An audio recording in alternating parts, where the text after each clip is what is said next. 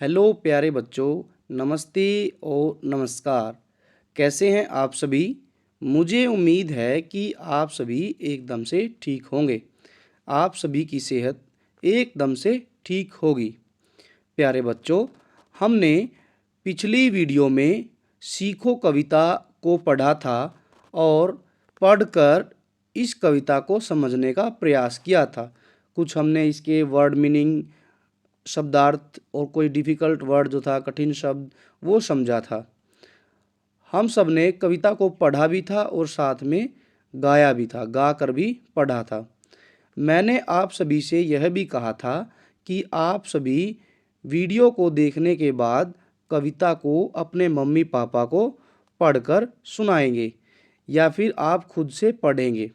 यदि आप अपने मम्मी पापा को सुनाएंगे तो और भी अच्छा है। मुझे यह भी उम्मीद है कि आप सभी ने इस कविता को ज़रूर पढ़ा होगा। एक या दो बार पढ़ने के लिए मैंने कहा था और मुझे उम्मीद है कि आप सभी ने पढ़कर भी देखा होगा। ठीक है, और आपने या फिर अपने भाई बहन को, अपने मम्मी पापा को सुनाया भी होगा। तो उस दिन जो है हमने सिर्फ कविता को पढ़ा था और जो कुछ प्रश्न उत्तर दिए गए थे बातचीत के लिए, उनको सॉल्व किया था, हल किया था। आज की कक्षा में हम उससे आगे उन सभी शब्दों के अर्थ जानेंगे जो हमने उस दिन हल किए थे, और इसके जो प्रश्न उत्तर दिए गए हैं और जो कविता में अभ्यास कार्य दिया गया है उसको हल करेंगे। तो चलिए बिना देरी किए हम आज की कक्षा को शुरू करते हैं।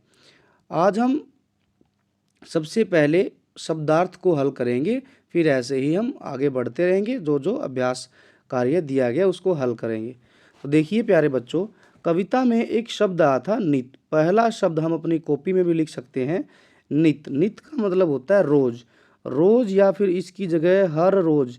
हर रोज एक शब्द होता है, हर रोज। हर रोज भी लिख सकते हैं और इसी की जगह पर एक शब्द और होता है प्रतिदिन। तो इन सब में से कोई भी शब्द आप लिख सकते हैं यदि पेपर में आता है, या फिर हम इसका मीनिंग जानेंगे तो हम इन तीनों में से कोई भी एक शब्द बता सकते हैं। ये कि नित का मतलब प्रतिदिन होता है, रोज होता है, हर रोज होता है। अंग्रेजी में डेली भी बोलते हैं। अगला शब्द है दूसरे नंबर पर, वो है तरु। तरु का मतलब होता है पेड़। पेड़ भी बोलते हैं और वृक्ष भी बोलते हैं। पेड़ तो बोलते ही हैं लेकिन वृक्ष भी बोलते हैं। वृक्ष आप सभी ने पहले सुन ही रखा होगा, वृक्ष। तीसरा शब्द है शीश। शीश का मतलब होता है सिर। शीश का मतलब होता है बच्चों सिर। आप बच्चे ना मेरे साथ बोलेंगे भी, ताकि आपको ये सब शब्दों का मीनिंग मतलब अर्थ समझ में आ जाए और साथ के साथ लिखते लिखते आपको याद भी आसानी से हो जाए। शीश का मतलब होता है सिर। जलधारा शब्द आया था, जलधारा से सीखना है जीवन पथ पे आगे बढ़ना। तो जलधारा का मतलब होता है, जल का मतलब पानी, धारा का मतलब बहाव। तो एक शब्द में कहेंगे तो जलधारा का अर्थ होता है पानी का बहाव। अगला शब्द है दीपक। दीपक का मतलब होता है दिया। कई बच्चे क्या करते हैं, लिखते समय दिया की स्पेलिंग ये लिख देते हैं, दिया। छोटे ई की मात्रा लगा देंगे जो कि गलत हो जाता है। तो हमने ध्यान रखना है, दिया में जो दीपक जो होता है उसमें बड़े ई की मात्रा का प्रयोग होता है, न कि छोटे ई की। यदि हम छोटे ई की मात्रा लगाएंगे बच्चों तो गलत हो जाएगा। पृथ्वी।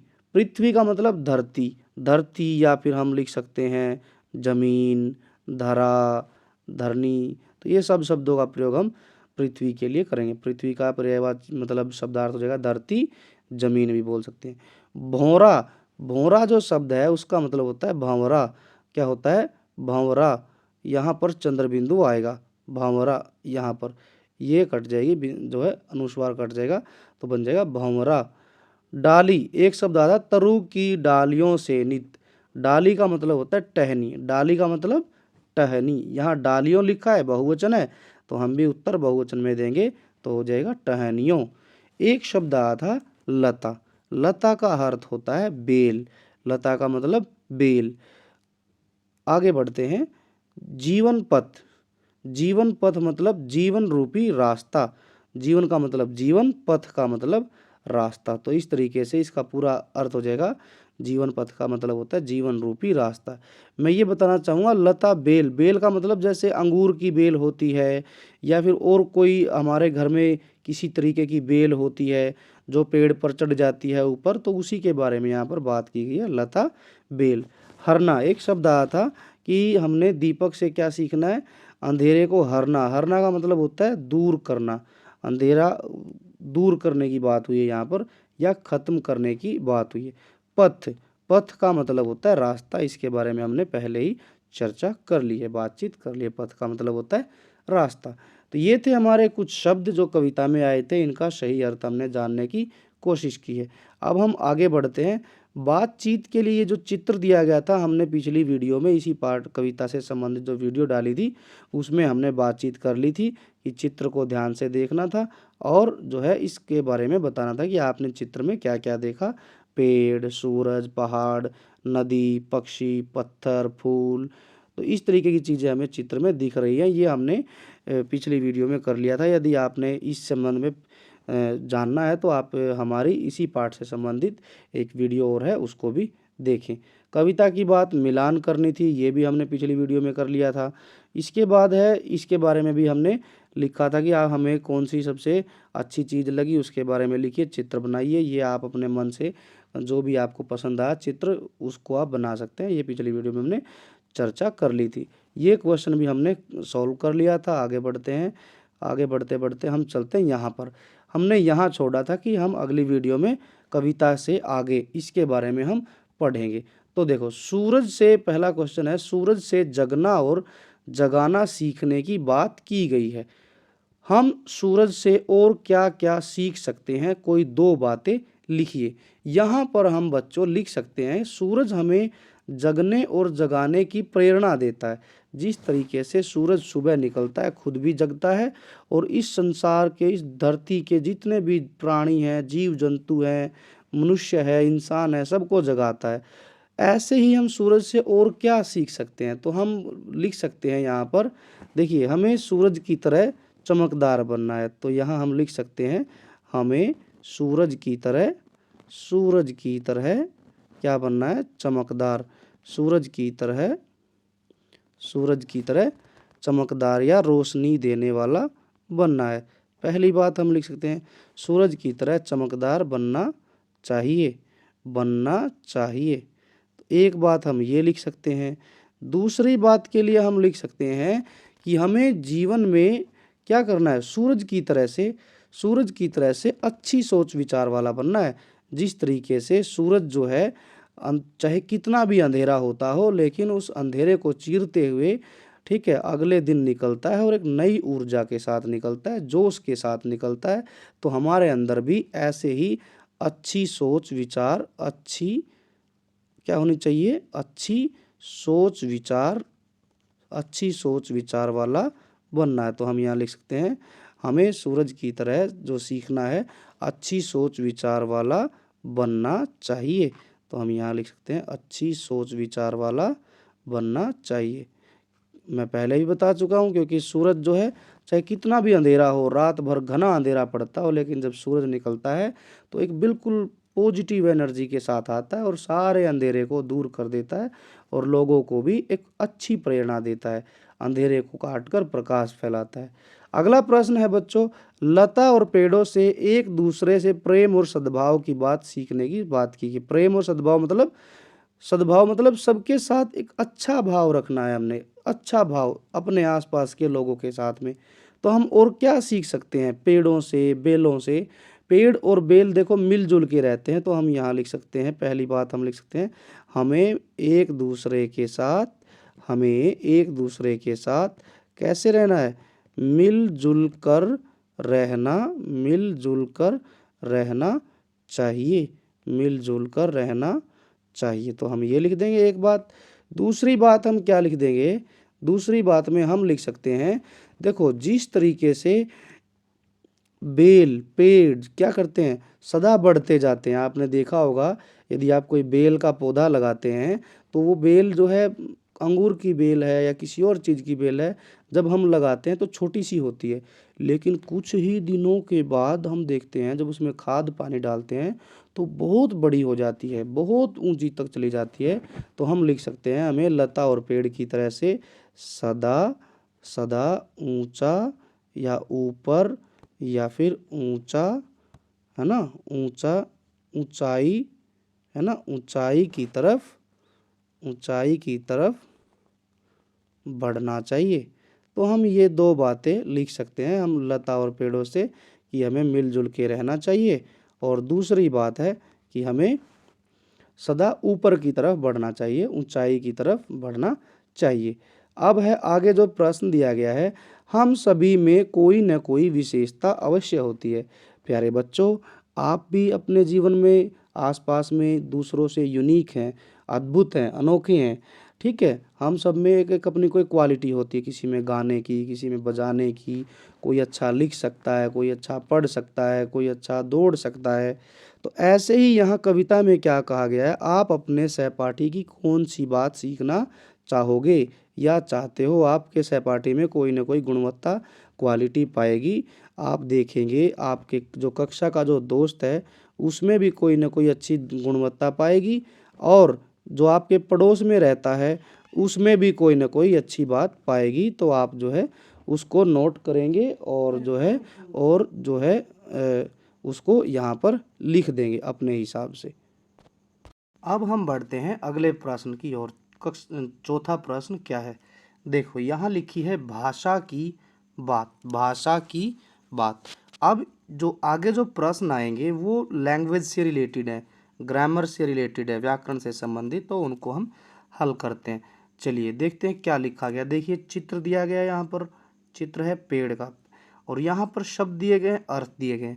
अब हमने इस वीडियो के शुरू में ही शब्दार्थ किए थे, वही के वही यहाँ पर दिए गए हैं।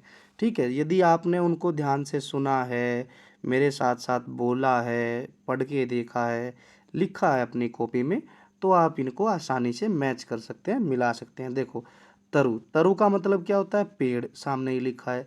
शीश, शीश का मतलब होता है सिर। पृथ्वी, पृथ्वी का धरती, ठीक है, धरा, जमीन, भूमि, कुछ भी हो सकता है, पर्यायवाची शब्द दिए गए ये। हरना, हरना का मतलब दूर करना, ठीक है। पथ, पथ का मतलब क्या होता है, रास्ता या फिर मार्ग। ये 4-5 यहाँ पर शब्द दिए गए थे और इनके अर्थ इन्हीं के सामने दिए गए हैं। बच्चों हो सकता है कि आपको इनसे अलग भी आते हों, जैसे मैंने आप लोगों को बताया पृथ्वी के धरा, धरती, भूमि, जमीन, ऐसे ही आपको हो सकता है इनसे अलग भी आते हों, तो आप अपने अलग भी अर्थ लिख सकते हो। अब जो प्रश्न दिया गया है, ऊपर दी गई सूची को ध्यान से पढ़िए। जो ये जो सूची दी गई है, ये जो नाम दिए गए हैं यहाँ पर शब्द, इन्हीं में से कोई 2 शब्द लेकर आप वाक्य बनाइए। ठीक है, अब आपको बनाने हैं ये, कोई भी आप देखिए तीसरी कक्षा के बच्चे हैं, ठीक है, और आपको वाक्य में प्रयोग करना जरूर आता होगा। आपको यदि कोई शब्द दिया जाता है तो आप उनका वाक्य में प्रयोग करने में बिल्कुल एकदम समर्थ होंगे, मुझे पूरी पूरी उम्मीद है। तो आप इन चारों पांचों में से कोई भी शब्द लेके आप जो है वाक्य में प्रयोग कर सकते हैं। बच्चों मैं अपना भी कर सकता हूँ, ठीक है, लेकिन मैं जो लिखूँगा फिर आप भी वही लिख सकते हैं। ठीक है, इसलिए मैं नहीं चाहता कि आप मेरे वाला एज इट इज़ लिखें। आपके अंदर खुद की क्षमता होनी चाहिए ये शब्दों को वाक्य में प्रयोग करने की। आप करके देखेंगे। मैं एक वाक्य कर देता हूँ, जैसे शीश हो गया, शीश सिर, ठीक है, शीश का मतलब सिर, तो लिख सकते हैं मेरे शीश पर, है ना, मेरे शीश पर मुकुट रख दो, है ना, मुकुट या फिर ताज रख दो। मुकुट मतलब ताज, मुकुट या फिर ताज रख दो, रख दो, मेरे सिर पर ताज रख दो, है ना, मेरे सिर पर ताज रख दो। मम्मी ने शीश पर मटका रखा है, शीश मतलब सिर, मटका मतलब घड़ा। तो इस तरीके से आप अपना वाक्य बना सकते हैं। आगे बढ़ते हैं। यहाँ लिखा है दूध और पानी से मिलना और मिलाना। क्या सीखना है, मिलना और मिलाना सीखना है। रेखांकित शब्दों के समान कुछ और शब्द बनाइए। जैसे मिलना मिलाना, ये एक जैसे से लगते हैं ना, मिलना मिलाना। ऐसे ही यहाँ पर नीचे दिए गए हंसना हंसाना, हंसना खुद हंसना, हंसाना दूसरों को भी हंसाना है, खाना और दूसरों को क्या करते हैं, खिलाना। इसी तरीके से खुद वाला काम भी होना चाहिए और वो दूसरों से भी काम कराना है। तो हम ऐसे शब्दों को लिखेंगे जैसे सेम टू सेम ऐसे ही लिखने हैं, ये जिस तरीके से यहाँ दिया गया, मिलना मिलाना। ठीक है, ऐसे ही हम लिख सकते हैं जो है नाचना नाचना, नाचना नचाना। ठीक है, नाचना नचाना। पढ़ना पढ़ना लिख सकते हैं, पढ़ाना। ठीक है, पढ़ना पढ़ाना। धोना धुलाना, धोना धुलाना। धोना का हो जाएगा बच्चों धुलाना। 3 मैंने लिख दिए हैं, एक आप खुद से लिखेंगे और हो सकता है तो आप इसको कमेंट सेक्शन में भी लिख के भेजेंगे। ढेर सारे शब्द बन सकते हैं जैसे रोना रुलाना, ठीक है, देखना दिखाना, ठीक है, हंसना हंसाना यहाँ दिया ही गया है, पढ़ना पढ़ाना, लिखना लिखाना। ठीक है, इस तरीके से आप ढेर सारे शब्द बना सकते हैं, एक आप अपनी बुक में खुद से लिखेंगे। अब आगे बढ़ते हैं। श और प वर्ण से प्रारंभ होने वाले शब्दों को कविता से खोज कर लिखिए। ठीक है, जैसे यहाँ पर श से शुरू हुआ सीखो, तो आप कविता में से ही ऐसे शब्दों को ढूंढ कर लिखेंगे जो स से शुरू होते हैं। जैसे हमने कविता पढ़ी है, फूलों से नित हंसना सीखो, भंवरों से नित गाना। ठीक है, तरु की झुकी डालियों से सीखो क्या, जो है शीश झुकाना। ठीक, तो शीश आ गया, जैसे यहाँ शीश लिख देंगे। तो इसी तरीके से आपने कविता में से ढूंढ के लिखने हैं बाकी के शब्द भी। पानी, पानी प से बना है, प से शुरू हुआ है वाक्य शब्द। तो ऐसे ही आपने जो है शब्दों को ढूंढ कर लिखना है। ये सारा काम आप खुद से करेंगे बुक में से देखकर। ठीक है, आप जितना ज़्यादा खुद करेंगे बुक में भरेंगे तो आप उतना ही ज़्यादा खुद से सीख पाएंगे। आगे बढ़ते हैं। अब अगला प्रश्न क्या कहता है, तालिका अ मतलब ये वाली तालिका है और ब मतलब ये वाली तालिका है। दिए गए शब्दों का उच्चारण कीजिए और इनमें अंतर पहचानिए। हमने अंतर पहचाना है बच्चों, इसमें मुख्य रूप से क्या अंतर दिया गया है, इन शब्दों के अंत में जो वर्ण लगा है वो है अड़ और इनके अंत में जो वर्ण लगा है वो है ढ। ठीक है, यही अंतर है, इसमें अड़ की साउंड है। अड़ मतलब हमारी जीभ जो है वो एक झटके के साथ जो है ऊपर टच होके नीचे आ रही है, अढ़। और यहाँ पर जो जीभ है इसमें बोलते समय थोड़ा सा ज़्यादा जोर देना पड़ रहा है। ढ ढ, पढ़ा बढ़ा, बढ़ना पढ़ना, कढ़ाई चढ़ाई। तो यहाँ पर ढ है, किंतु मेरे प्यारे प्यारे बच्चों मुझे पता है कि आप इनको खुद से बोल लेंगे। यहाँ लिखा है पड़ा बड़ा, अड़ना उड़ना, कढ़ाई लड़ाई। तो इस तरीके से दिए गए हैं। इनमें मुख्य अंतर पढ़ना, पढ़ और ढ का है। तो ये आप लोगों ने ऐसे ही कुछ शब्द, यहाँ जरूरी नहीं है कि सिर्फ बुक वाले ही याद करें हम या हम पढ़ के देखें, आप अपने पास से ऐसे कुछ 4-4 शब्द या 5-5 शब्द और लिखेंगे, 4-5 शब्द जिसमें अड़ आता हो और ढ आता हो और अपनी कॉपी में नोट करेंगे। यदि हो सके तो आप जो है 1-2 शब्द देखेंगे कि आप भेज पाएंगे या नहीं, 1-2 शब्द जो है कमेंट सेक्शन में भी लिखकर जरूर भेजें। आगे बढ़ते हैं। सब कुछ आसान आसान सा है, ये सबकी मनपसंद की बात आ गई है, अभी मेरे भी मनपसंद की बात है, पहेली। बच्चों ये बताइए कि पहेली किस किस को पसंद आती है। रिडल्स, पहेली बूझना, ठीक है, और उनका उत्तर देना किस किस को पसंद है। देखो मुझे तो पहेली पूछना और उनका उत्तर देना बड़ा अच्छा लगता है, क्योंकि पहेली होती ही इतनी अच्छी हैं, प्यारी होती हैं। ठीक है, तो पहेली पूछने वाले को भी मज़ा आता है और जो उसका उत्तर बताता है उससे हम उसके दिमाग की जो थिंकिंग है उसको पता लगाते हैं कि ये कितना चीज़ों को सोचता है। तो चलिए पहली पहेली देखते हैं क्या लिखा गया है। एक फूल एक फल है भाई, दोनों मिलकर बने मिठाई। सोचो सोचो, मुझे पता है कि आप लोगों को इसका उत्तर पता है, लेकिन थोड़ा सा दिमाग लगाना पड़ रहा है। यस, किसी किसी को तो पता भी चल गया है। बहुत तेज, बहुत तेज, बहुत बढ़िया। देखो, एक फूल एक फल है भाई, दोनों मिलकर बने मिठाई। एक ऐसी मिठाई जिसमें एक फूल का नाम भी आता है और फल भी होता है। यस, कुछ बच्चों के तो चेहरे पे मुस्कुराहट आ गई है। फूल तो होता है गुलाब। मैंने हिंट दे दी है आप लोगों को, और आप अभी इसका नाम कमेंट सेक्शन में लिख कर भेजेंगे। मैंने हिंट दे दी है, इस मिठाई का नाम गुलाब से शुरू होता है। आप कमेंट सेक्शन में लिख के ज़रूर भेजें। आगे बढ़ते हैं। बिना दूसरी पहेली है, बिना बाल की पूंछ लिए वह भाग रहा है, सब सोते वह रात भर जाग रहा है, काट काट कर कागज कपड़े खुश होता है, और धरातल के नीचे घर में सोता है। दोबारा से सुनिए।